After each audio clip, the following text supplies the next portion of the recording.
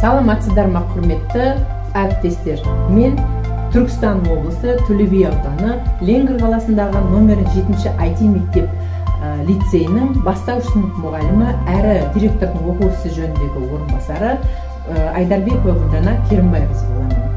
Бүгінгі сіздерге ұсынғалы отырған озық тәжірибемнің тақырыбы тірек сызбаларды тиімді пайдаланып, үздіксіз қайталау арқылы бастауыш сынып оқушыларының бойында математика пәнінен жүйелі білімді қалыптастыру. Мақсатым баланың математикалық тілде сөйлеуіне ықпал жасау, тірек сызбаларды тиімді қолдану, сол арқылы жүйелі білім қалыптастыру. Тірек сызбаны қалай пайдалану керек? Тірек сызба белгілерін пәнді бастағаннан бастап жүргізу қажет. Сондай-ақ сызбаны барлық сабақтарда пайдалану тиімді. Сызба нұсқаны оқушылармен бірге талдау қажет. Оқушының топпен және жүппен жұмыс жасауына мүмкіндік беріп, оқушылардың белгілі бір тақырыпқа сай сызба белгі даярлауға мүмкіндік беру.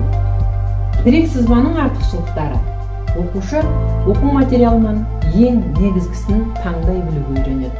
Сондай-ақ танымдық, білімдік түсініктерін бір-бірімен байланыстырып, қарапайым жүйе жасауды үйренеді.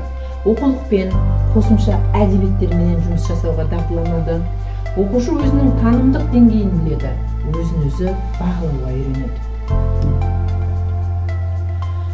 Бірінші сыныпқа келген оқушы математика пәніне деген қызығушылығын арттыру және мектепке адаптация кезінде қиындықтардан оңай арылту мақсатында осындай оңай кестелерді берсек, бала жаңаны оңаймен келеді. Қарапайымнан күрделіге қарай өте отырып, бір саны мен цифрын бастап өткеннен үйретілсе, оң нәтиже береді. Бұл сызбаларды баланың бірден түсініп орындап кетуі міндетті емес.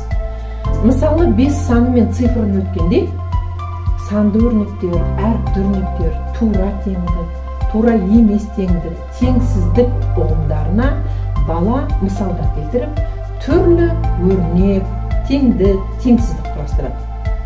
Бұл тірек сызбаны саралау жұмысының тәсілдеріне де жатқызуға болады. Себебі бұл тірек сызбаны орындау барысында тапсырма, қарқын орын алады да, күнделікті сабақта күрделене отырып қайталана берсе, бала да дағды пайда болады. Нәтижесінде оқушыда сөйлеу қабілеті дамиды, ой тұжырымдау дағдылары қалыптасады, танымдық процесі нығаяды, қарым-қатынас қажеттілігі қанағаттандырылып, пәнге деген қызығушылық артады, сондай-ақ шығармашылығы шыңдала бастайды. Осындай озық тәжірибені мектеп ішінде тарату мақсатында Асхат Алимовтың идеясы негізінде ашық сабақтар ағыны жобасын өз мектебімізге ыңғайластырып өткіздік.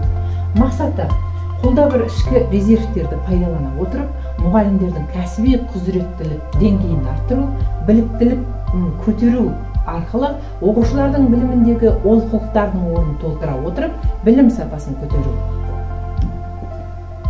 Сессияның барысында сессияның ережесі ұжымменен келісіліп нақтыланды, дайындық жұмысы жүргізілді. Ерікті мұғалімдер таңдалып, 3 топ жасақталды. Мектеп директорының бұйрығы шығарылды. Ашық сабақтардың кестесі жасалынып, сол ашық сабақтардың кестесі арқылы 2 апта бойы мұғалімдер ашық сабақ өткізді. Оларды талқылау, сабақ өткен мұғалімдерге жағымды кері байланыс берілді. Сабақ өткізген және сабаққа қатысқан мұғалімдердің рефлексиясы ұйымдастырылды. 2 апта бойы ашық сабақ өткізіп, үздіксіз кері байланыс алған мұғалімдердің тәжірибесіне мониторинг жасалып, олардың оқу жетістіктері бағаланды. Сессия қаңтар айында басталып, 2 цикл өткізілді. Бірінші циклда 9 мұғалім, ал екінші циклда 12 ерікті мұғалім қатыстырылды. Ашық сабақтар ағыны жобасының басты тұжырымдары мұғалімдердің сабақтарына қатысуда жүйелік пен реттіліктің қажеттілігіне негізделді. Сондай-ақ әр мұғалімнің сабағына кемінде 2 апта бойы қатысу, кері байланыс сапасы мұғалімнің сабақ беру тәжірибесін жақсартатын алатындай деңгейде болуы қажет деген тұжырым жасалды. Ашық сабақтарының сессиясының ережесі мына 14 пункттен тұрды. Ашық сабақтар ағыны сессиясы бойынша бастауыш 2 және 3 сыныптардың білім сапасының көрсеткіштеріне сараптама жасалған кезде 3 тоқсанда, яғни +8%-ға білім сапасының артқаны байқалды. Сондай-ақ осы жоба тоқтатылған 4 тоқсанда -3%-ға оқушылардың білім сапасының кемігені анықталды. Яғни бұл жерден қорытынды шығаратын болсақ, мұғалімдердің қысқа мерзімді жоспарлары жүйелі жоспарлауға жолға қойылды.